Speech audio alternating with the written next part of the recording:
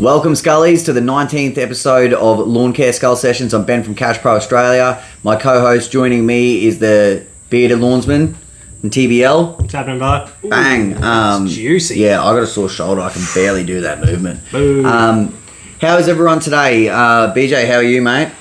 I think my nipples have reached my knees. It's that hot, bro. I'm melting. Yeah. Melting. So let me say, we're currently filming this on Tuesday the 1st of February. We're going to be dropping a couple of days from now.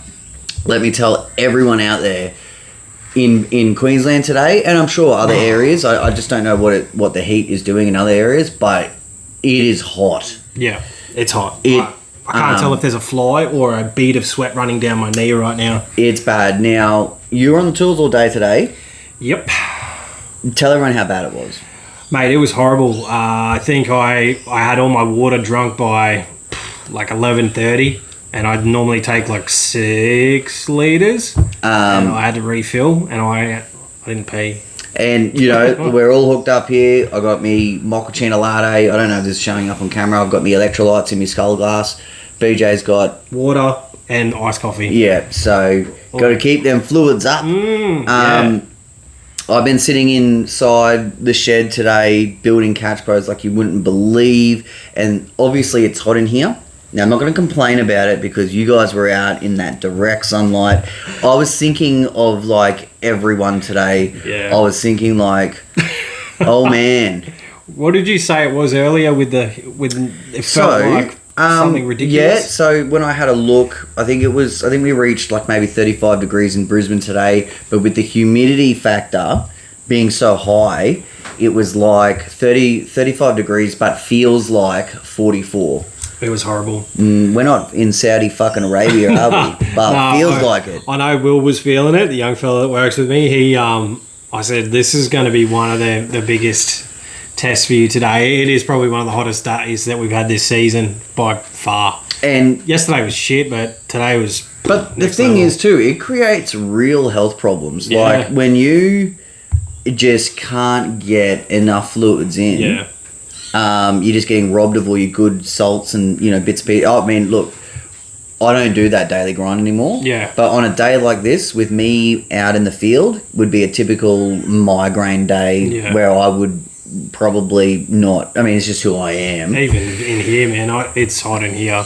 Yeah, not good, It's fucking humid. We just had a really good storm, though, like a really good storm. Like, you know, back in the day when you were a kid and you used to, like, run home before the storm hit? Well, that kind of storm. Only Queenslanders would know about this because I don't think this shit happens down south. It was a beautiful day, and I went and hit Macca's up for our coffees. Well, maybe like a minute away from Are you reaching for a sponsorship right now? McDonald's, hook us up. Fucking Ronnie, get some money. Look at me. I'm a McDonald's fan right here. Yeah. A minute away, and it just started dripping, and then all of a sudden, it just fucking let loose. Yeah, it reminded me of, you know, say the weather, maybe, I'd say longer than half a decade ago, like maybe close to a decade, where you'd have those really hot, beautiful days, and at 2 o'clock it'd just turn black as fuck. Yeah. And you'd get that storm, and it'd be finished by 4 o'clock. So it's 5 o'clock now, it's finished. It's sunny out there. Yeah. The humidity's kicking back in again, I can feel it. Oh, it's nasty. Got to keep me shirt on this episode. I got a singo here. Yeah. Did you get any feedback? From anyone about the no shirt? No. No, I don't think so. I mean, I think people can understand it's bloody hot. I bet you I would if I took mine off. They'd be like, oh, do it to me, yeah. Oh, how big are those cups? We did have some feedback from the last episode. Now, what I also wanted to quickly ask our audience while we're here, some people have been touching base about the audio. Yep. We're trying a new audio thing today. Yeah. Everyone needs to let us know, either on YouTube, on any platform, reach out, let us know how the audio is on this episode now. So, yeah, we've changed some settings. We've changed up the way we're doing things. We are looking into some actual podcasting gear. Very expensive. We haven't got any sponsors yet. We are talking with people. So, who knows? Maybe next episode or next couple of episodes, we might talk a little bit more about that and see what we can do. But that's exciting. General review. There wasn't a ton of comments left publicly, but some people did reach out about our freestyle episode. Yeah. I don't know why. We just weren't feeling the topic last week. Yeah, no, not at all. I mean, it's the same topic we're going to do this week, but last week I just wanted to chat. Just wanted to chat, Benny. And look, I mean, the I didn't get any negative feedback. No, none at all. So we do have some new reviews. Would you like to kick them off, brother? So we got 3 5-star reviews on Apple Podcasts. That's awesome. Thank you so much for everyone who's left a review. Except for that slap dick that left us a 1-star. Yeah, well, they didn't leave. They didn't leave a review. They've just hooked us up with a star, so you can punch yourself in the dick when you get ripped. So we got one from Don Chaff. Great topics covered. Great job, boys. Love listening to while working. Happy with the sessions to go longer.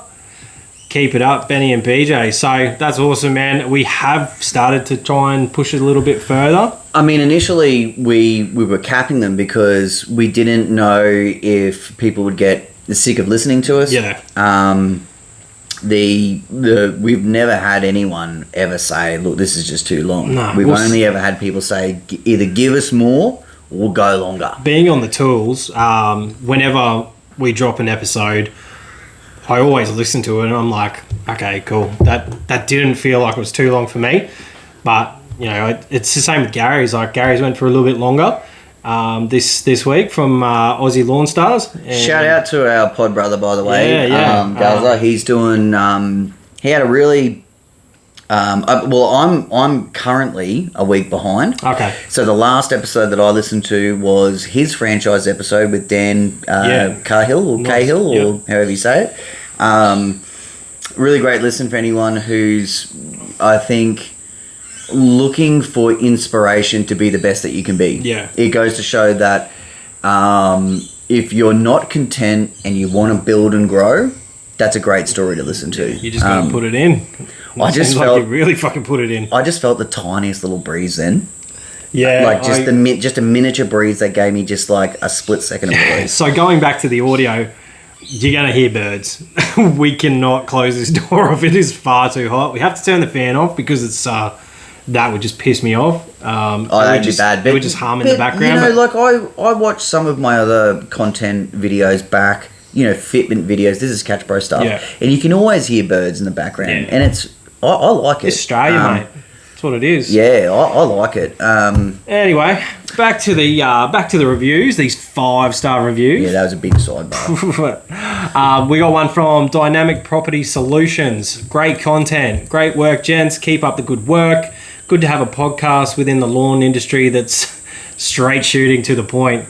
That's what we do. We got another one from Elite External. So he gave us 5 stars, said, awesome, love the podcast, gents, new business, learning heaps from you two. Push mowing now, but Skag 32-inch is on order. Well done. Welcome to the Skag fan, brother. Yeah, they'll be loving that once they get that. And, just quickly on the 32 Skags, pretty much everyone who's got one has had excellent feedback. Nothing but we positive. do know one person, Greg Anderson. Yeah. Who had, he felt that it wasn't good for his business. Yeah. He still loved the machine. For some reason, he felt like he wanted a 48. Yeah. Which is... Well, he's moving more into the commercial side of things. Definitely, and I think that makes sense as well. It does. But that's pretty much like... Honestly, man, it's what I try and tell people. All these price rises now... The pricing is quite competitive. Like you see the Wrights have gone up.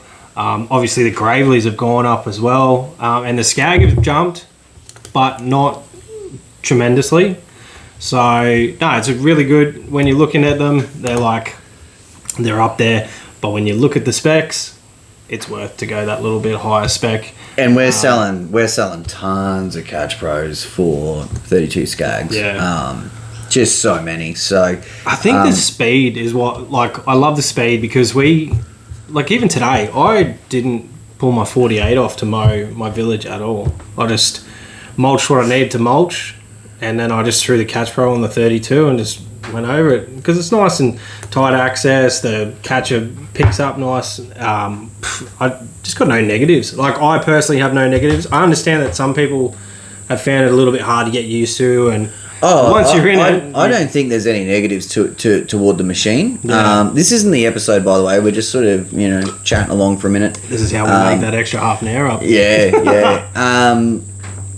Look, speaking of stand-ons, I got a message today from Jesse Winter. I will double check that, but he sort of caught me up. The Cub Cadet Pro X stand-on, the 48 from the Cub Cadet, it's in the market.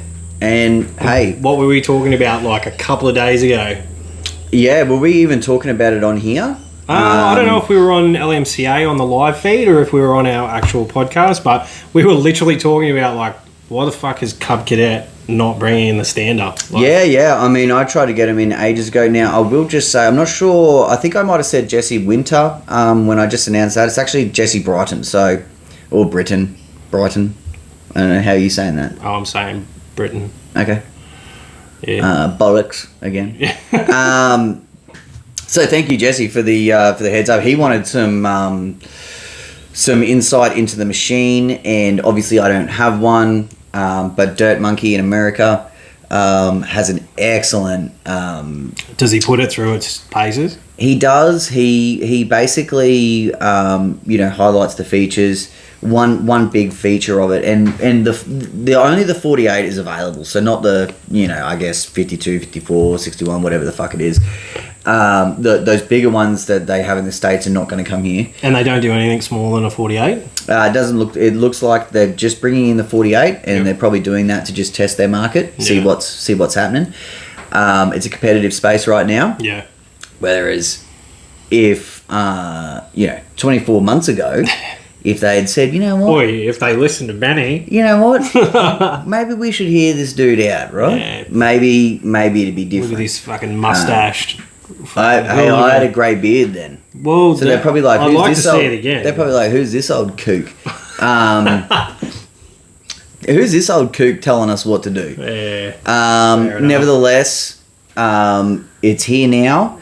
I tell you what, one thing that I'd love to know is this the actual Cub Cadet Pro X? Or is it the fucking DeWalt stripped down piece of shit that you see in the big box stores overseas? Now, I don't want to start a conspiracy. Overflow stock. But I mean, when I looked at the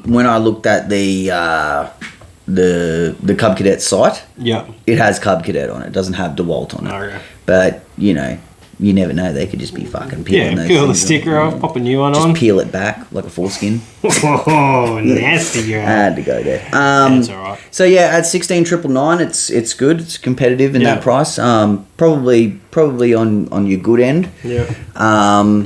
So it's good to know. Sweet. I have another shout out for the fella that I mentioned last week. Go for it, man. Okay, so Wade Love contacted me over my emails, and he was explaining to me that he'd had a Shindaiwa T262XS in the shop for a certain part, and his dealer was saying can't get it.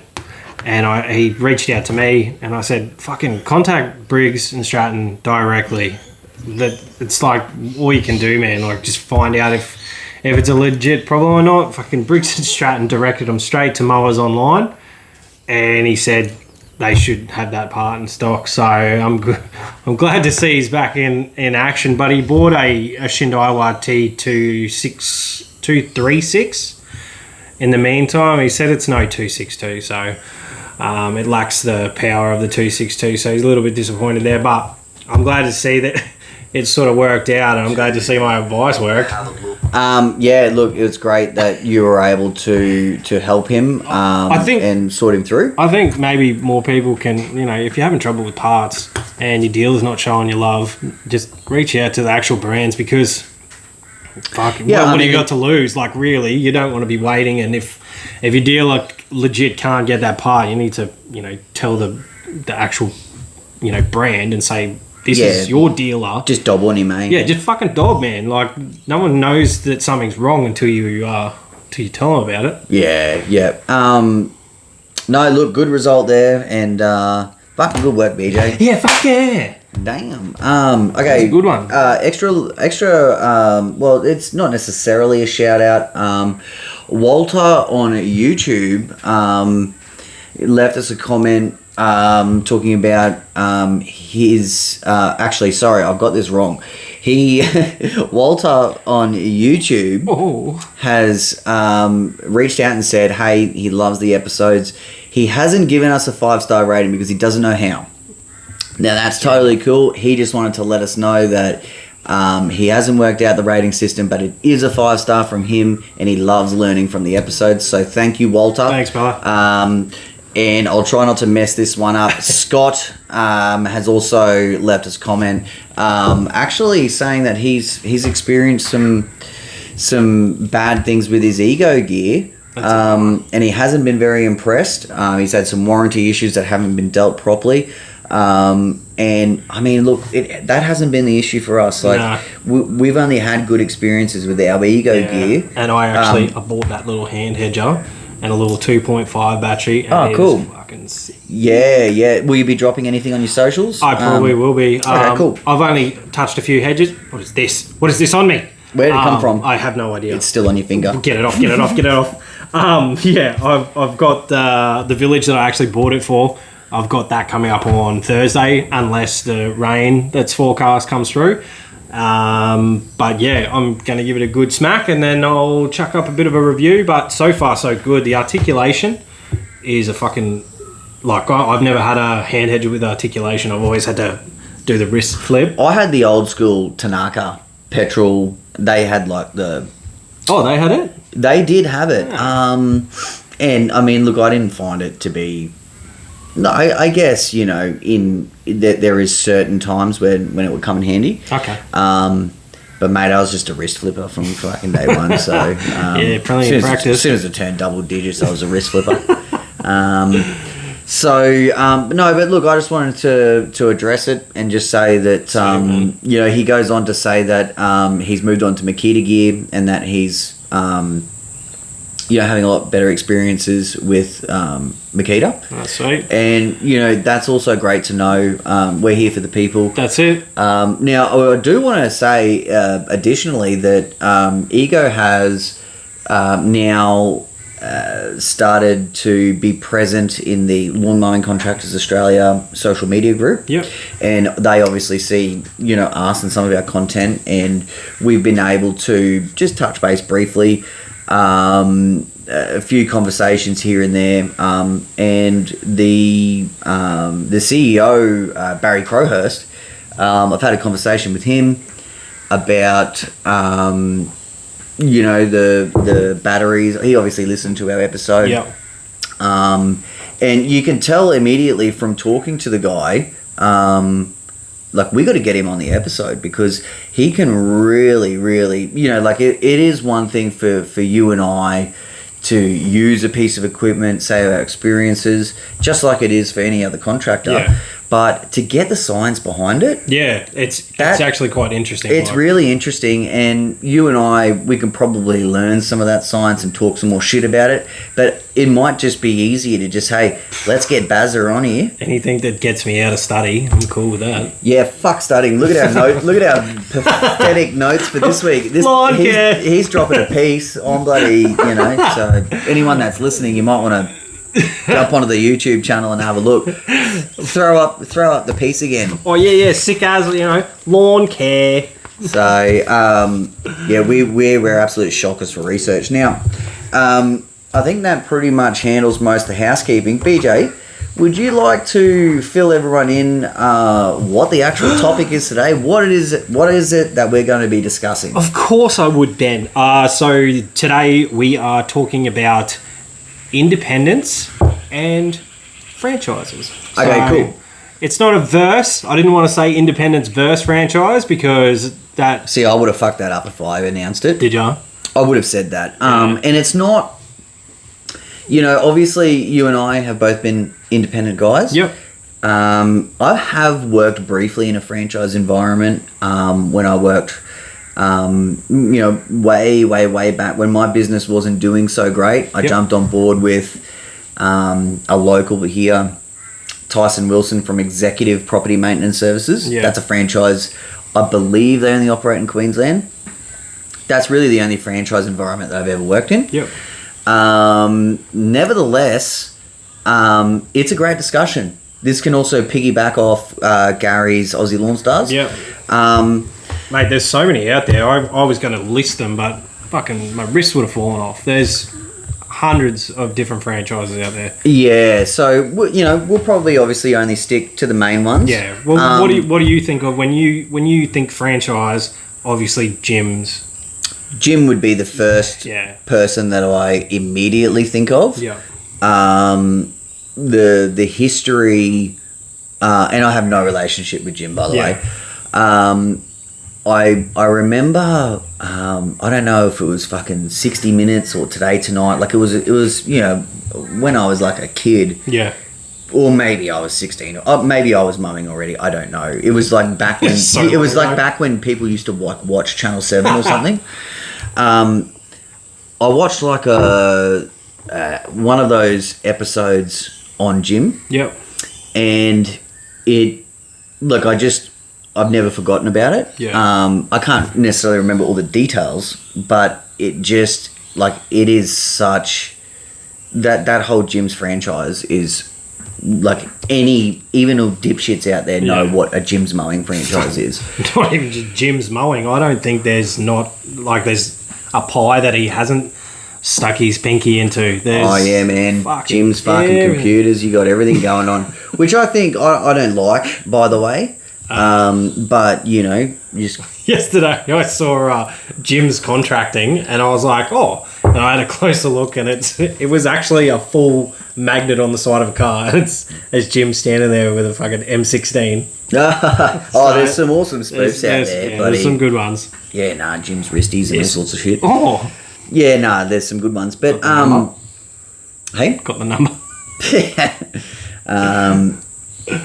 Yeah, it'd be. Oh no, it's all right. I'm just gonna we're gonna move on from that.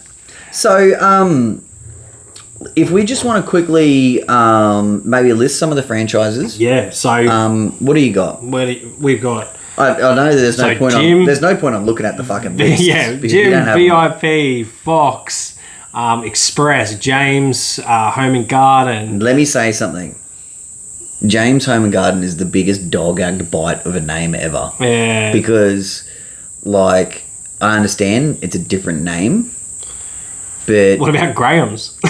You got Graham's as well. Graham's Garden Care... Is it Graham's Garden Care Services? I think so. I mean, at least that just rolls a little bit. But James is James Home Services. Like a lot of people that are called James get called Jimmy. Yeah. Or Jim. He's fucking... So that's just a dog act. But anyway, I'm sorry about that. I'm just going to let you roll. All the James franchises are going to be fucking furious. Fuck them. No, anyway, keep balling, man. What else have we got? Who we got around here? Can you just start again so that I can keep a hand tab? Keep a hand tab. So I'll start with Jim. Yep. VIP, Fox, Graham's, James, fucking Greg's. No, I don't know. What do we got? Well, let's quickly. They're like the main ones, I would say. They're definitely the main ones. And Tyson's Boys, because they're fucking everywhere. Yeah. So, look, there is Queensland-based Executive Property Maintenance Services. Yeah. If you're in Queensland and this episode tickles your fancy, by the time we're finished with it, I would have a look at an EPMS franchise. We're going to touch a little bit more on that. Yeah. We'll get through some of this other stuff first. If there was one franchise I'd go for, it would be EPMS. Well, that was where I was at the start of my business. The EPMS. Bearded Lawnsman. That was the... Yeah. So should we just stay on it right now quickly? Yeah. So we are going to talk about, starting up a business independently. Yeah. And as opposed to starting out as a franchise. Yeah. And what we'll be rolling through is just some of the positives and negatives of each. Yeah.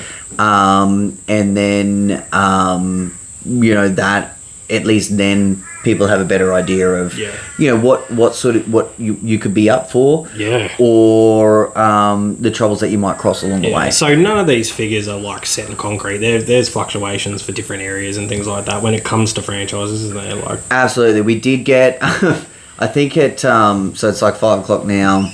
I think it was like 1:30 or 2 o'clock. We reached out to some people, tried to get some numbers in preparation for today's episode. Now, don't forget, once you're listening to this, you know, if you don't feel fulfilled information numbers wise, you just reach directly out to these people, you know, and you'll be able to learn your numbers from there. Jeez, if they can increase in business, maybe we can hit them up for fucking sponsorship. Yeah, get it. Help us, Jimmy. So let's just quickly just talk about the EPMS franchise. Executive Property Maintenance Services is the franchise. Now, by no means are they a huge franchise. They don't have a gym's presence. Like I said, I believe they only operate in Queensland. The greatest thing about this franchise is it is all body corp and strata. They don't have a residential model at all. Now, the reason why this, to me, is great, and the reason why it's such a great business opportunity, is because your work is not going to be very seasonal. With body corp and stratas, a lot of the time, yes, you might go monthly in winter, but really that would be minimal compared to the residential game, where sometimes you can go 6 to 8 weeks without actually servicing a client. So what it's going to do for you immediately is it's going to help you get into a situation where that income is going to be pretty regular, and you're not going to have to fight ongoing. Another great thing about it is that the work is just so much nicer. Now, EPMS do have a really high standard. Tyson, those boys, mate, every lawn was mowed, you know, with a Honda on a level 2. None of this rocking up to a residential lawn and being like, fuck, ditch the catcher, throw the catcher off. None of that. I have to mow it first and then roll over it again to pick it up. Now, I remember, I don't think any of these boys listen, but some of the people that I ran with back then, some of them have gone on to own their own franchises. So one guy, Scuba Steve, I remember, you know, he was so-called training me, which they would just show me how they do things. And remember, we pulled up to a job. He's like, holy fuck, Benny. And I'm like, whoa, what's going on? He's like, look at the growth on this hedge. And it literally had like 10 centimeters worth of growth. Like that was their standard. He's like, oh, it's fluffy as gets out, bloody, you know. So very high standards. And they sort of really give you a pretty good work ethic environment. They kind of set that tone for you, and depending on what sort of person you are, you know, if you don't take advantage, well, it's fucking on you. That's exactly right. Just quickly, one thing, you know, I don't have any numbers about how much one of those franchises cost. It is a similar model to all the others, where you could get a trailer, uniforms, equipment, etc., and they'll guarantee you X amount of dollars per week. Now, one thing I wanted to quickly talk about is in that franchise, they do a lot of stairwell cleaning. Oh, yes. So, like, all of these unit... Yeah, we touched on it briefly. You can go back into the archives to just, you know, have a quick listen. But a lot of the unit blocks will have a stairwell. And, you know, you get X amount of dollars extra to sweep, mop, or vacuum, wipe the stairwell down, clean the window. And it turns into something where... You know, as a solo operator, you're probably only going to get through 6 or 7 of these jobs, but you're going to earn over $1,000 in a day. It's a good model. I actually, like I said, it was a hard choice when I first started. So, it's a cool. You know what? I actually see them more than I see like VIP and James, and I mean Jim is very dominant here, but I see Tyson's boys all the time. So my boyfriend, I mean my homeboy Tyson, he bought an EPMS franchise, I believe, roughly 20 years ago. Maybe not quite as long. And he has grown that now where he is actually bigger than the actual franchise. So he's got like, I think 16 or 20 workers, which is made up of like 8 teams. Yeah. And like that outfit there is actually bigger than what they've only got like 6 other franchisee members in either Brisbane or Queensland. That's awesome. Well done. And so Tyson has been, he's their biggest guy. Yeah. And we'll get Tyson Wilson on the show one day. Being February, it's just absolute crazy time of the year for him. And it's hard because he's too handsome to sit between us. Oh, this dude, he is a fucking heartthrob. Yeah, it's ridiculous. Makes me sick. So, and he's older than us. Oh. So anyway, can we just... So that's the EPMS franchise. Yeah. Can we just circle back to the independent scene for a little bit? Yeah, well, that's where we are. Now, that's us. You and I have both, been through trials, tribulations, ups, downs, good, bad. We've been through everything. What are some of the things that a new operator or... maybe not even a brand new operator, but what are some of the things that they can encounter when starting a business in terms of, being disciplined, all of these things, right? What sort of things, because you can fall on hard times when you first start, right? 100%. So, indie versus franchise. I think one of the biggest things that you don't have as an independent is the support. Damn it, I thought you were going to say security. But support and security. Yeah, you just put one of those fucking forward slashes in there. Yeah, it's the same thing. So, not only do they offer, as a franchise, they offer training, and you've probably got someone on call that you can call and be like, "Hey, fucking, I've done this, help me." But they also offer, financial incentives. So I think it's like a downside guarantee. Yeah. And what that means is that they will, you'll pay X amount for a franchise. We'll get into that more. And they will offer, they will guarantee like say $1,000 or $1,500 worth of turnover. Yeah. Now as an independent, you don't get that shit. You don't get that shit. You really don't. It's, you walk in and if you haven't got a little bit of capital behind you, you fucking got to hit that ground running and go hard. It's just the nature of the beast. So something else that, you don't get as an independent, you don't get the team member feeling. Yeah. So, Christmas parties, annual bloody training sessions. Yeah. All Golf the other days, all that sort of shit. Yeah. And now I just want to say as well, as an independent, none of that shit ever appealed to me anyway. Me neither. When I was a younger lad and looking to socialise, there was no way in the world it was going to be with a fucking bunch of lawnmower men. Now, I'm older now. Yeah. And that's me crew now. Yeah. Right? But, when I was in my mid-20s, the thought of a golf day, I'd be like, well, I'm fucking wagging that. I got the fucking lawns to mow. I'm going to go surfing or something like that. I mean, that's just who I was. A 22-year-old Ben was like cooler than the other side of the pillow, if you know what I mean. But look, when you're an adult, it is different. It's probably, because it can be very appealing. I was a little bit younger when I started this, so realistically, if I was older and I had like these crazy bills that I had to pay, a mortgage and shit like that, like I had normal like car and phone, electricity, blah blah blah, but I didn't have a mortgage, so I took the route of the independent contractor pretty much because I didn't want to pay that lump sum and I wanted the freedom of being my own brand, because that's what I felt that would make me happy.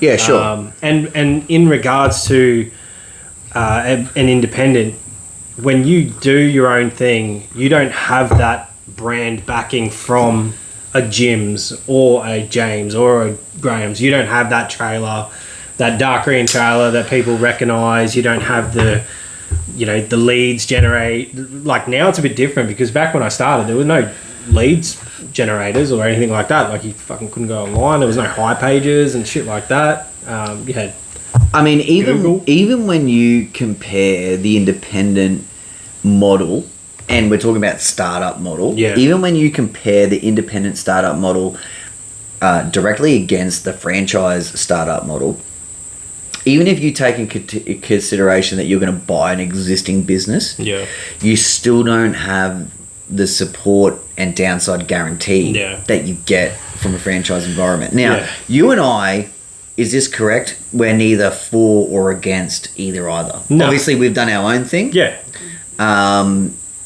And I mean, we hear and we see it on social media. We see independents and, they're flipping off gyms guys and they're doing all sorts, they're acting like real babies.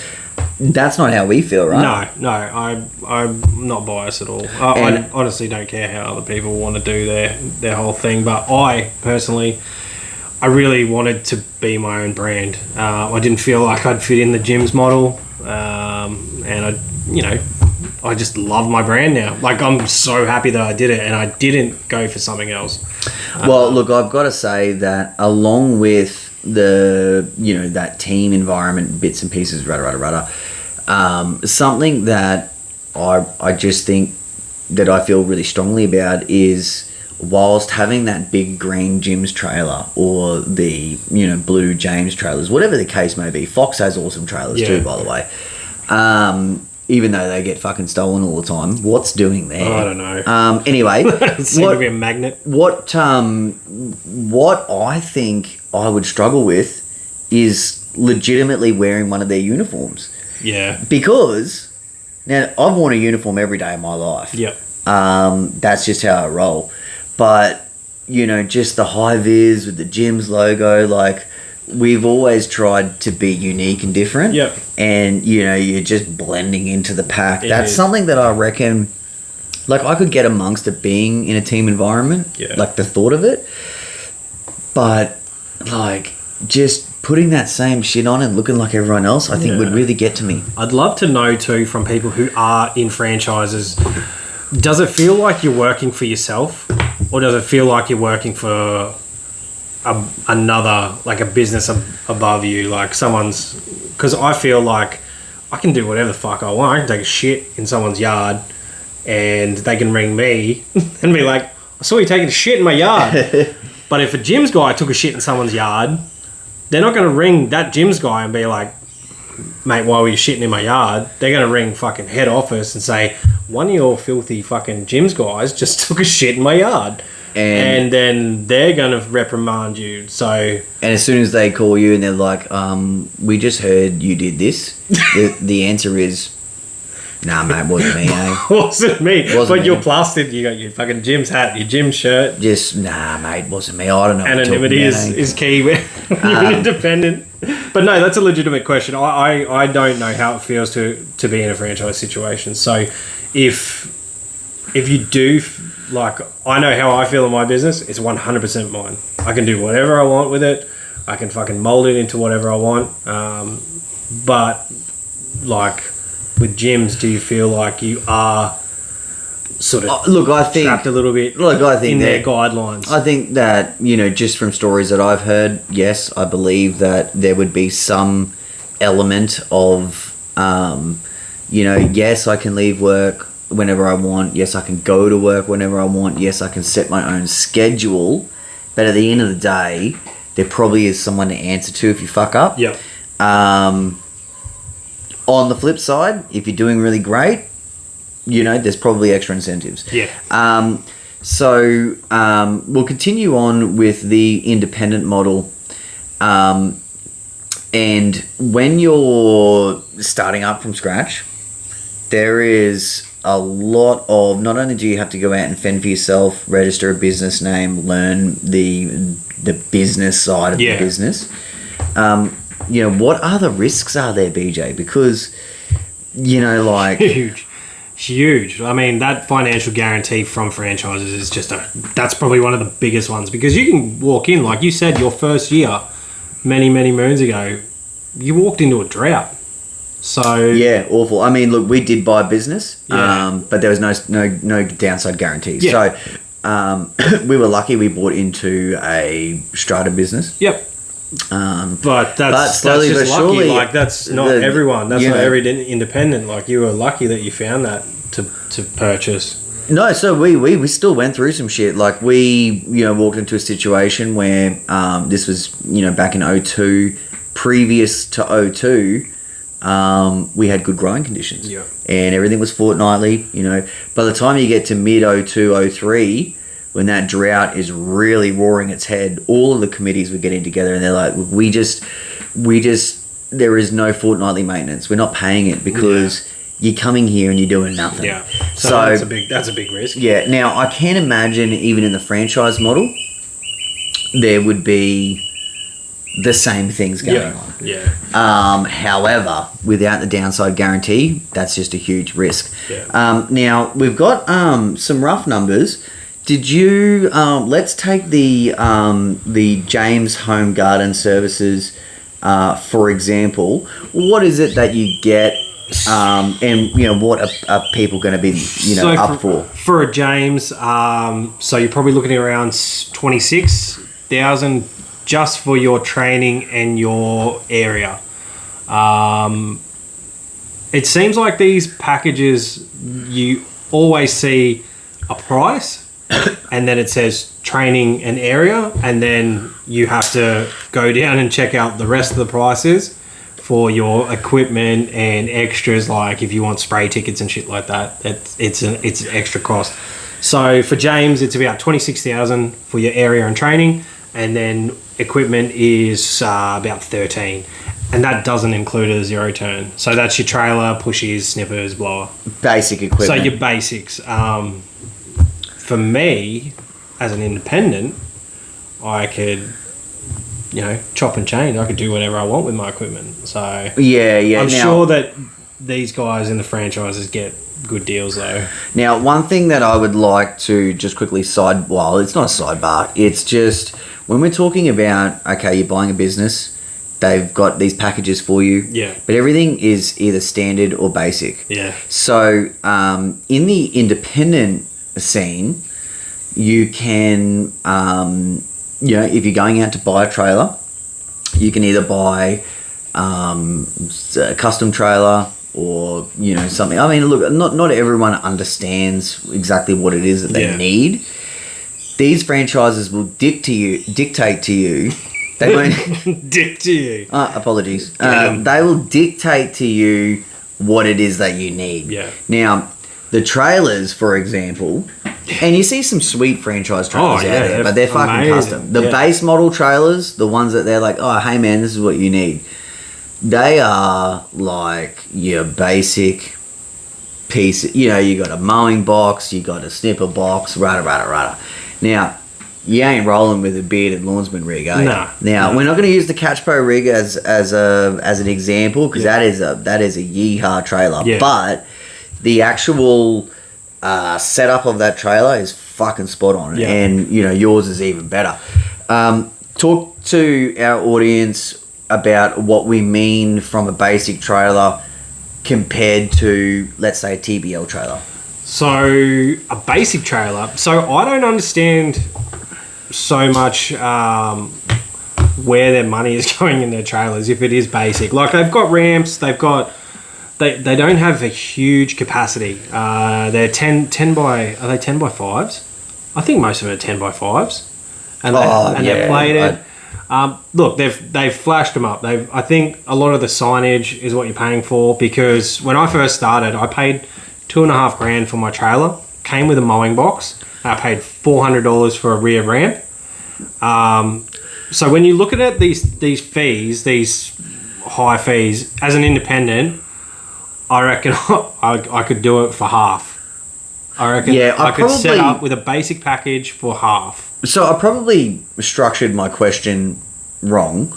Where I was really going with it is that you've got that basic setup that's dictated to you, And if you decide to add a zero-turn mower, well, you've either got nowhere to put the fucking thing, or you're going to be doing trips back and forth to either load or unload that thing. 100%. What I mean about a TBL style trailer is we know in 2022 that zero turns are just like, they're just the shiznit, stand-on mowers, everything. So what it means is when you get into a franchise, you've got room for a push mower. And you've got room for your green waste, you don't have room for nothing else. That's it. Now, with a TBL trailer, you got fucking room for everything. The way that you've designed it is, okay, I'm going to have my zero turn here. We're going to have green waste separate. Yep. You've got a 30-inch push mower box. It's 30-inch push mower box. You got some fucking sweet racking systems. Where'd I get those from? I believe catchpro.com.au. Oh, yes, I did.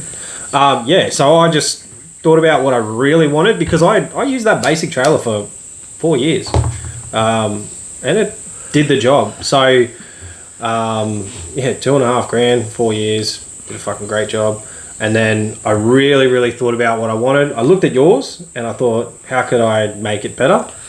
And put a little bit of a twist on it. I was lucky enough that you were selling all the racks, and they sort of, everything just fit together perfectly. Now, I will say with my trailer, I have gone heavy fucking duty. Like, it's too heavy. You did an MG. Yeah. From what I've heard, I did an MG. I went a bit too heavy. It's all sweet, it's safe, but... mate, you just need to upgrade the Hilux. It fucking... Yeah, well... Then you won't be too heavy now, mate. That's in the works. I own the Hilux outright, so... You can get a Ram truck and tell people to go get fucked. Mate, no thank you very much. I want to decrease my fuel consumption, not increase. That's all right. I'm going to drive over you next time I see you. Fucking do it. Try it. I fucking dare you. So, yeah, it's a customization thing. Like, pretty much so my trailer was only like $9,000. So even with this money here, with the leftover $4,000, I could probably buy my basic tools. Yeah, hey, that's a pretty good point. Although I will say, look, I don't signage though. Signage is actually really expensive. Yeah. So I don't think that I've got. We will come back to it. I've got here in front of me some information from Fox Mowing. Okay, cool. Which is Australia's fastest growing gardening franchise, by the way. Yeah, they are. They're everywhere at the moment. I do want to give a shout out to Leo Lazich, who is. Either he's running that show or he's a franchisor of some sort. Huge supporter of Catch Pro. He sent me some information today, so I think we've got some numbers here. The trailer package for a 10x6 Fox professional trailer, you got 10.5K, and what you're getting out of that is a single axle trailer, fully lockable and waterproof.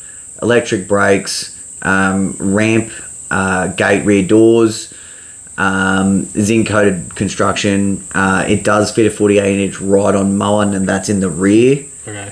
And look, I don't think 10.5K is overpriced. No, for all your signage and stuff, I would like to see the what was the actual weight that it can take? We've got a 700 kg. What's that? Tear? Yeah, you tear off it's 1,700. So you can only really put a ton in it. Yeah. So I mean, look, that's not. So what I was really getting at is that in any of these franchise models, I don't think that you're overpaying. No. For the trailer or any of the gear or anything like that. Because you know what else you're not doing is you're not fucking wasting your time organising all this shit. It's all done for you. Yeah, so that's a really great point. Like, I want to say, let's just say I had a franchise and someone said to me, hey Ben, I'm going to start a mowing business. I want you to hook me up with a turnkey package, a trailer ready to roll. Yeah. I need two Honda push mowers or fucking Bush Ranger or whatever people are using these days. Yeah. We need a snipper. We need this, and this. Now, I can tell you, just based on what my time value is worth these days. Yeah. That if I had to organise all that shit for someone, they would be paying a hefty price. Just based on what it is that you have to earn in a fucking day these days. So I don't think what I'm really getting at is the whole, let's take these big toolboxes on the side, these snipper boxes that people talk about with the shelving. Yep. Let's take this for example. I've had a conversation with Leo. Yep. From Fox Mowing. And talk to him about our trimmer racks. And he's like, but I just don't get it. Like with our system, it's fully lockable. It's out of the weather, rah. And I disagree. I think the trimmer rack is better. Yeah. Now, where that gets confusing for a consumer or a brand new operator is they're immediately being dictated to, like, hey, this is our trailer setup and it's the fucking best. Yeah. When realistically, now this is opinion versus opinion. Yeah. So there realistically is no right or wrong answer. But, as a supplier of equipment defender trimmer racks, we are seeing more and more people cutting those boxes off and bunging our racks on there. And there are some reasonings behind it. I don't know how much I've ever really talked about it before, but when you got those huge big toolboxes, you pull up next to a fucking street sign. Yeah. When you want to mow a lawn, you ain't getting to your bloody bipper dippers, right? Trees, the council plant trees so close to fucking footpath these days. Yeah. Access is getting tighter. Dudes are having all sorts of problems with fucking fuel expanding, all sorts of shit. Now, they are very appealing because it's like, you put your snipper... I've had these side boxes before. Have you? Yeah. No, I haven't. Okay, so I've had these side boxes before. When you first get the trailer, you clean it out. And you're like, I'm going to put me snipper here and this is going to go here. All of that shit goes out the window after 7 days. Yeah. It's like, hey, where's my fucking dustpan? And you're like, it's here or there or something. You got fuel leaking, then you got dust building up. Yeah. And you get like a clag. Yeah. Oh, yeah. Fuck it. Yeah, I could only imagine. You have to clean those out every week to keep them from getting that clag. That cheesy Gouda in the corner. But no, I understand that. That's a legit thing. Like you kind of stuck with what they think is the best, not what you want. Yeah. I mean, I'm sure there's a bit of wiggle room here and there. I've seen some fucking enormous gym trailers with bits and pieces all over them. But I've seen some excellent franchise setups. By the way, this is not. We're not dissing at all. No. It's not even about that. I'm not being skeptical on... Look, what I'm saying is that you got a newbie coming in. They don't know that much. They're looking for guidance. And it's like, here, bruss. Yeah. This is, And then what happens is 24 months, 36 months, whatever it is down the track, it's like, hey, my business is growing. I need a bigger trailer. Yeah. You know what? Whereas they could have kind of had that from the start. They should have two options. I feel like maybe the racks might be a little imposing on their advertising. That's a whole side that you can't you can. Well, you could put advertising behind so the thing is, that is something that people say to us. Yeah. But the thing is that I mean, we've got tons of racks on trailers that have signage. Yeah. And I mean, it's not like a bunch of idiots are walking past and going like, oh, what does this business do? Oh, it's owing, because there's two racks in the way. People know what the fuck it is. Yeah. And realistically, I don't think there's anything that looks better than having all of that gear on display. Yeah. This dude's ready to roll. Boom, boom, boom. People say like, this is a huge bar about trimmer racks, and obviously people are going to think I'm plugging myself, but we don't fucking sell anything that we don't believe is efficient and good. Wow. And people say to us, geez, how long does it take to get off the rack? I mean, how long does it take to flop it out and chuck a piss? It doesn't takes take 2 that long. seconds. Literally a flick. That's what I really love. When I was doing residential, you'd rock up. You don't have to open the box. Like, you unlock the box, open it. You literally walk up, flick it, away you go. Yeah, you true. Don't have to fuck around. But huge sidebar, but back to it. No, that's all right. So, look, we're going to stay on Fox Mowing just because we're here already. We're just going to read you out some info on an initial business purchase price. So this was actually sent to us from Fox Mowing, so thank you very much. Okay, so for $20K, you're going to get a large local territory with unlimited service area. That's industry-leading income with a guarantee over your first 6 months. There's a guarantee. Yeah. Now there is a couple of different stages to this first package. So $20K is your first. Yep. For an additional $2,200, you're getting a business starter package. This is uniform and stationery package, along with mowing and safety equipment. This is all your workplace health and safety gear. Yep. You're also going to get a chemical spraying course and a product kit. I'm guessing that just might be your first basic chemical stuff. Yeah. Police background check. Hey man, we ain't paying for that shit. I don't know what that's about. But you also get an ASIC business name registration. Oh, yeah. So at the moment we're at 22. We're at 22K roughly, and that's already covering quite a bit of stuff. Yeah. They offer a free training and hands-on administration, so that I'm gathering there's no extra information there, but I'm gathering that's got something to do with the bookwork. Yeah, training, induction. Yeah, they probably throw you out in the field as well. Oh, is it just administration? It doesn't say. It says hands-on and administration. So they'd probably chuck you out in the field with one of their decent guys and teach you the ropes. Because there's a lot of people who just fucking roll straight into it, especially with COVID. Yeah. Now, let me just say that this information on Fox Mowing is pretty detailed, just because I do have a relationship with Leo. I would suggest that the Jims and Grahams is Graham's even around anymore? I've seen a few. Okay, cool. So not many, but VIP. I'm assuming they all offer similar packages. Yeah. So none of this is going to be 100% unique to Fox Mowing, but it's just that I don't know Jim. Yeah. I don't know Jim personally. Sure, Gary up and help us out. What? Oh yeah. But Gary's not a franchise, right? No, but he knows Jim. Fuck, yeah, no. Like 1-on-1 with Jimmy. Soz about that, Gazza.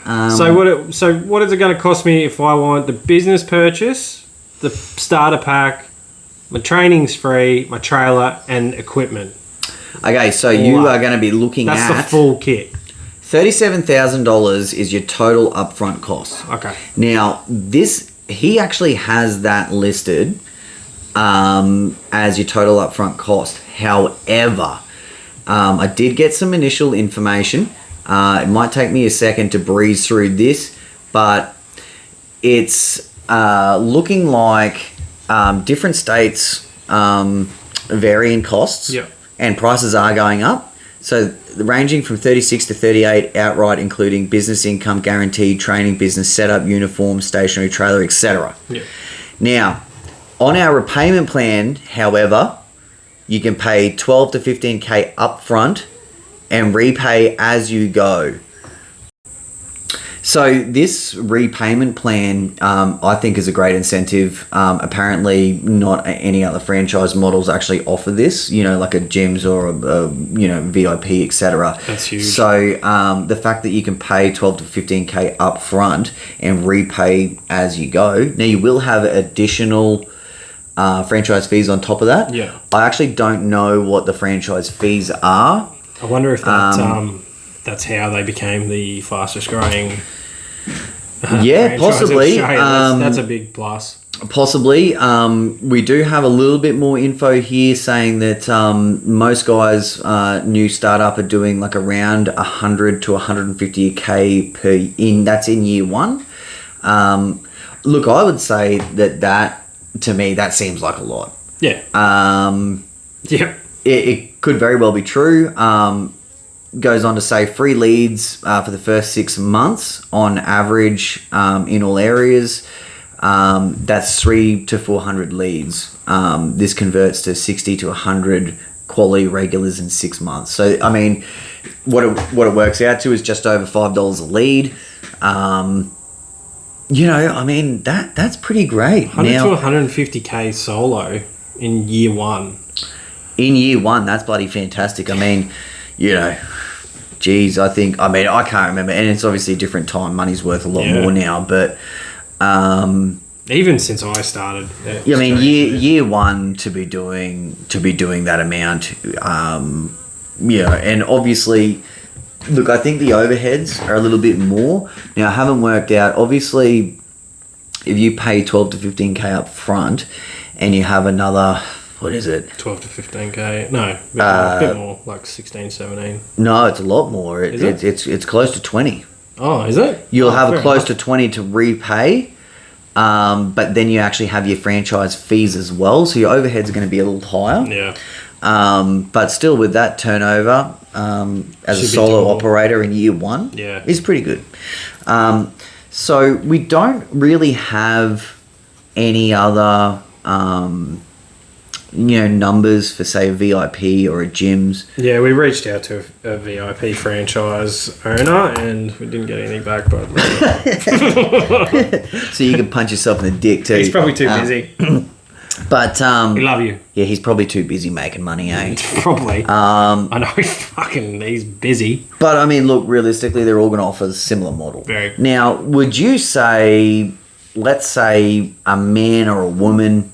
in their, let's say, 35-year-old, and what I mean by that is, usually they're more mature than a 22-year-old. Yeah. If they're looking to get into this game, what would you say to them? Would you say, and like, let's say, they've got a family, like a wife, kids. I would say probably I would look at something like a Fox, to be honest. Oh, it doesn't have to be. I mean, it doesn't have to be specifically to Fox, but would you say, look, potentially they have that payment plan? I think that's a huge get. Well, the thing is, we don't know. I mean, it says here that in the information that we've got that gyms and so forth don't offer that. Yeah. We don't know that to be 100% true, but well, from our information, I would probably look at something like a franchise because of the guarantee. The downside guarantee. It's one of the biggest pull factors for me would be that guarantee because who doesn't want to be paid even if they're not doing so well? Yeah, and one other thing that I want to highlight, and it seems like I'm super pro franchise. Yeah. And it's not the case for me. The case, like, I'm straight down the middle. Yeah. I don't, to me, if you're looking to start up, or even if you've been started for a while and things aren't going so well, or even if things are going well and you're like, fuck it, I want to do better. Yeah. I am straight down the line. I am just like neither for or against. But the franchise model, I think, makes a lot of sense if you have worked in a career and you really just need an instant income. Yeah. If you don't really need an instant income and you got a little bit of wiggle room there, like if you can be like, look, I'm going to start this thing. I've got some money behind me, whether it's, super or whatever the case. Yeah.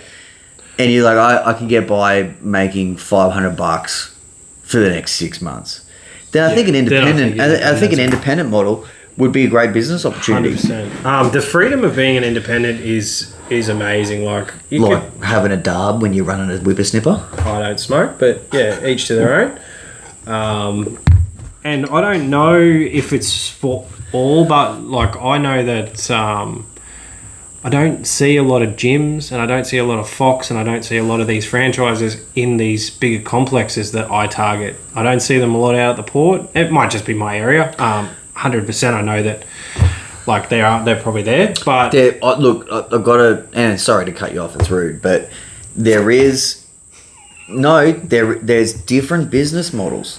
They are heavy in the residential game. Yeah. Now that's why we see on LMCA so much hate towards franchises, because those independents that are in the residential game, they're really up against a beast. Yeah. Because you got these people that they live in a rental, they've got a fucking inspection in 2 days, they don't know who the fuck to call. They're just a 1-800 gyms or whatever the fuck the number is. And that's if they can't get something down that channel, then they'll move on. Okay.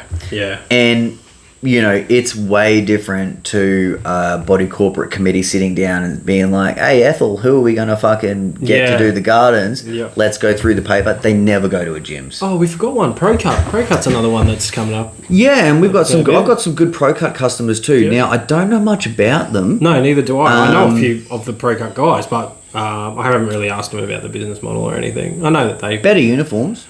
Yeah, they have some crazy looking trailers too, because I don't think they are locked in. I've seen some wild trailers, like these big, high-sided, just like crazy weird trailers. I like them. I think they would be really good for like a high dump machine. Yeah, you're running walkers and stuff like that. But yeah, I feel like none of their rigs are super uniform. I think it's a little bit different. So yeah, like you might be able to say, hey, I want this, this, and this, rather than... Yeah. Your stock standard. Yeah. If anyone out there has a ProCut franchise, be great to reach out. Yep. Probably leave like a public comment somewhere, just so that we can educate everyone. There is a Skull Sessions Facebook page now, which it's only just in its infancy.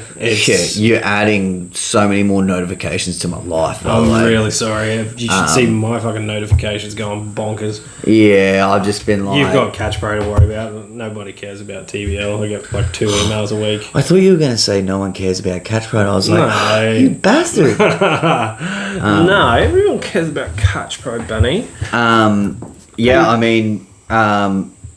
So back to ProCut. Big Risk great to... What's the matter? No. I just got a question. I'm excited to ask you. So do you know if when you are in a franchise like a gyms, are there extra benefits in being a gyms or fucking Jane, whatever? Say like equipment. Because they would have buying power like a motherfucker, do they have reduced costs in your commercial equipment, fuel cards? I think if they haven't worked out a deal with fucking Mobile or someone, that's crazy. Like they could have all their guys on fuel cards at a discounted rate. I'm sure that they are big enough now to work something out like that. Well, I mean, look, I think realistically, look, the quick answer is I don't know the answer. Fuck, I wish now, you did. I do have some thoughts and opinions. Yeah. And I think for equipment, I don't think they're paying any less than you or me. Oh. And the reason being... The consumer or the franchise? The consumer. Okay. The franchise would certainly be getting... So when they do their package, they would get discounts on all of those machines, you reckon? I believe so. So if the franchisor who... I just feel weird saying that word, but that's how you fucking say it, right? Franchisor. When they are setting up all the different franchisees, they... I mean, geez, even if you look at a season like now, they could be setting up... I mean, over a season... Geez, they could be setting up 100 businesses, 100 contractors. And if you have a look at that compared to any other mowing contractor, especially if they've got regions where they use certain dealerships. Yeah. I mean, if you just look at Leo, for example, he's probably bought 100 Catch Pros off me in the last 18 to 24 months. Yep. Maybe that's a little bit heavy. Maybe it's not 100. Maybe, but it's a lot. Yeah. And you know, so you think with every Catch Pro, he's probably doing 3 times the amount of just 0 turns. Yeah. Because not everyone wants a Catch Pro. Yeah.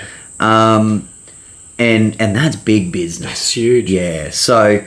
I'm definitely not. I wouldn't be tripping on it. No. As long as the end consumer is paying somewhere, you know, around that retail pricing. Yeah. But everyone has to be sorted. I wasn't tripping. I just wasn't sure. I just think you're trying to stir up some shit. No. Fuck no. I'm all good at it. No, I'm just trying to find out who is reaping the rewards, because everybody knows when you buy bulk, then you should get a discount. Yeah, look, I think... Is that discount passed on or not? No, look, so the real answer... Yeah, so look, like I said, I don't know 100%, but I wouldn't say that anyone walking into a franchise is buying a bushranger whippersnipper any cheaper than you or I. Now, Ego, they might have something going with gyms. They definitely do. No, they definitely have something going on, but I don't know. I thought you were talking about the trailer that they set up. No, yeah. So no, they definitely have some stuff going on. I don't know if, like, let's say a franchise member, they're like, oh yeah, I'm going to get one of those Egos. Hey, franchise will hook me up. I don't know if they're like. Okay. I would just suggest that they're paying RRP. Yeah, well, that's cool. I just didn't know if you knew or not, because you've got a lot more contact with these, big wigs than I do. But yeah, that fuel card's a good idea. Fucking take it. If they don't fuel cards are an excellent idea. Hey, if they could get a discount, fuck, mate, fuel's one of the biggest. Yeah, I mean, we've used fuel cards for years now. Yeah, but I mean, like, specifically for them, say Fox Mowing said to Mobile, or what's the one that you've used? We use Wex Motorpass. Wex Motorpass. So if they went to Wex and said, I've got fucking 600 franchisees that'll use your cards, what can you drop the price of fuel? Even if they drop 4 cents a litre off every litre, like, you're fucking gonna... Oh, yeah. I mean, just the convenience of just being like, oh, you swipe this. And I've never used it, and I've seriously, after talking to you, that Wex Motorpass card sounds like a good idea. And what's great about it is they give you an annual report. Okay. So you just print that shit out, put it in a folder, and give it to your accountant. Oh. And just like, here, cuz. Oh, I didn't know that. That makes me a little wet. Yeah, so you don't have to do, you're just not messing around taking photos of receipts or storing receipts or recording GST figures or anything. You get something at the end of the year. Cool. At the end of the financial year, and you just pass that straight to your account. And can you have set limits? I'm really sorry about sidebarring. I really want to know about these fucking cards. No, that's cool. So, there's probably lots of different options out there. I've got 3 fuel cards, one for my wife, one for myself, and one for Rusty. Yep. Poor DJ doesn't get one, but he's running mostly battery equipment. Yeah. So he doesn't really need it. We also get free fuel at the village. Oh, okay. Yeah, we just dog act steal it. Like, so we've got an on-site ute, and it's like, oh, manager, we just got to go fill up the ute, and then you just bung a couple of jerry cans in there. No, I'm sort of boasting about that, eh? Hey, DJ, by the way, DJ's one of my employees. I just want to say, mate, I'm totally digging your style. You're saving us money there. Well done. Well done for being a thief. Killing it. No, it's great. Yeah, before he was doing that, he used to ring me up and be like, oh, I've got to fill up the jerry can. He'd be like, for fuck's sakes, just fill it up and send me a fucking receipt. Now, I just don't hear from him, mate. Oh, that's cool. So anyway, back to the fuel cards. No, it's cool. Back to the fuel cards. So you can actually, the fuel cards that we run, the Wex Motorpass, we have, you can buy fuel, I can buy durries, I can buy a drink. So I don't need to pay cash or have money on any of my other cards. I just swipe this thing and I can get whatever I want. So I enjoy a snack. Oh, yeah. Does it come up as just fuel or does it itemise it all? It itemises it for you. Fuck, I can't get away with sneaky snacks. No, that's true. Now, all it means is that you can't claim the GST off there. Yeah, fair enough. So, look, there'd be nothing worse than being like, oh, hey, I'm fueling up the rig, or I'm going to pay $180 here and I want to get myself a Snickers. Here's me other card. Like, that's just a fuck around. Yeah, it is. So on Russell's card, we have a $100 per week limit. Yeah. And he can't purchase snacks. It's just fuel. Poor Rusty. So that's just a way for us to monetize it. That's cool. Yeah. That's cool. So well, thank you very much for that information, Ben. Yeah, fuck. It's very informative. I'm sweating after that one. Mate, we've closed the door and it's fucking cooking in here. I have got some boiled spuds for when I get home. Oh, boy. So, look, we've probably gone pretty heavy on certain franchises. Yeah. But I think we're sort of ready to put a bow on this. Yep. We can probably talk Oh yeah, for forever on this subject, and we can probably get off our asses and actually do some research. So what I was going to ask the audience is, if you enjoyed this episode and you're looking, you want to learn more, reach out to us, leave a public comment, reach out to us personally, whatever it is, let us know. We can easily do a part 2. Yeah, Ben and I did a Zoom meeting on the weekend. On Saturday. On Saturday morning. Saturday morning? Yeah, Saturday morning. I had my coffee in hand. You had your coffee in hand. I had vertigo. I wasn't wearing a shirt. So that was a special episode. Neither. Was I? Yeah, you were wearing a singlet. Okay. I had vertigo. Rude. I went to Aussie World up the sunny coast. Oh, yeah? And great for the kids. Yeah. And went on one of those things where you just go round and round, and it kind of goes up. Now, I don't mind a roller coaster and, all of those things. But this thing, man, I was dizzy for 3 days. So I got my inner ears all fucked. I can't do it either. The ones that spin around and around. So I went to Dreamworld in high school, and there was a girl I really liked in the class. And tell us more. So I was hanging around her, and the first ride we went on was a kids' ride. It was I almost sturged out my mochaccino then.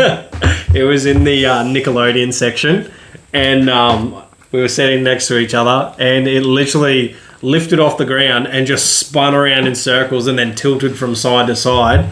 I got off and I was dry heaving over the side, and I spent the whole day, literally from the first ride, because it was a weekday, we walked in, barely any lines. I spent the whole day in sick bay. They came and got me. They came and got me and said, "It's time to get back on the bus." And I fucked up everything. I was like, "Oh well, damn. Yeah, she knows I'm fucking weak." Yeah. Oh gosh. I think I went to Dreamworld. I was an adult. I went. They had one of those desperate and dateless balls. I was an adult in high school too. Yeah. Can I just quickly say, right? When I was in high school. And I left early, so I think the oldest I would have been was 16, right? I looked like a legit kid, right? Yeah. This dude sitting next to me. Did you have tattoos already? No. Okay, so grade 12, I think, just after grade 12. But you had the beard up. Oh, I had a fucking... This dude looked like a proper dad, and I left in year 11. Yeah. So... Yeah, I rocked in, and I made a few mistakes when I was younger. I took a few years off to do some... Mate, I just got to say, you fucking aged well. I'm fucking having a look at you now. You fucking aged well. Well, thank you very much, Ben. I've always had the crease in the forehead. I wear the hat to hide that. I've had that. That's part and parcel from my granddad. He's past that crease. But the beard... Fuck, no one else can rock a beard like BJ and the family. And to be honest, there's some good mowing beards out there. Yeah, there is some really good ones. To be honest, I don't know my family. Poor Rubes out there. Ruben, he's accidentally scalped his beard, and he's had to ditch the whole thing. It's bullshit. It's bullshit. It's heartbreaking. If you're listening, Ruben, be great to give us an update, mate. On the beard. I'd like to see some length. Does that realise he had sound weird? No, it sounds good. It sounds good. I just didn't realise he had a baby face under there. He does have a baby face. I have no idea what I look like under this. There's been a photo from maybe when I was 22 or 23. Toadie from Neighbours. No, that's with a beard still. That was my pencil goatee. And I looked super handsome. I reckon that's how I pulled the missus. She was way out of my league, so I think I've shot a fucking 3-pointer or a halfway shot. Nice to say that. But you're just trying to make her listen to the episode and get wet. You know what? Did I just say that? You filthy fucking... No, since bloody school holidays has been extended, she hasn't listened to any of the episodes. So she's got a bit to catch back up on. I wonder if she's given us a review. Has Vicky reviewed us? No, Vicky doesn't listen. She could just pop on and give us a review. Mate, I walk in there, right, after doing a podcast, and she goes, "Lie down." No. I get home from a podcast and fucking... you know what? When I get home a bit later, it's fine. But when I get home and it's early, Lou's like, which one do you want to take? 3 kids just running around. Someone's shit. And we're a little early this week too. You've actually got up. some proper parenting to do. Yeah, no, it's good. I'll go home. I think I'm gonna get red rooster for the family. I love a good red rooster roll. Is there anything better than a fucking rooster roll? Ripper sub. With these fucking gummy bad boy teeth that I've got at the moment, I can't have anything that's crunchy. That's fucking showing my age there. Okay, well, I think we've talked enough smack here, Beach. Let's put a bow on this one and wrap this one up. For sure. Don't forget to like, share, subscribe, review. Tell us that we're dickheads. Whatever you want to do, just if you could leave us a comment, it's awesome. But if you could just throw the 5 stars our way, it really helps. It really does. So, just piggybacking, we definitely want you to subscribe and download. Yeah. What that shows on our analytics is that it's great to get a like, and it's great for someone to drop a comment.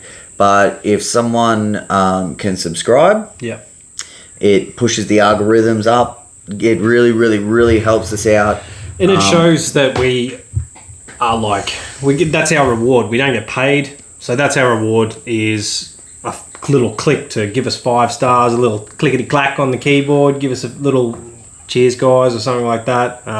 It means the world to us. So, and we appreciate everyone who's done that. 100%. We definitely are gonna get onto these guests. Yeah, so let us know. Also, if you'd like to hear from a Leo from Fox Mowing. Yeah, excellent. It'd be great. Is Leo in Queensland? No, I don't think so. Get him in here. We could fucking have a 3 sweaty. Oh my god. I think he's another heartthrob too. Is he? I don't know. I've only seen his Facebook profile, but why is there so many handsome men in this game? Man, if he was sitting here all hot and sweaty next to us, we'd probably people would be like, nah, I just want to hear Leo from you. Yeah. Sing to us, Leo. We'll see what ends up happening, but thank you for listening, and peace. Another one. Bam.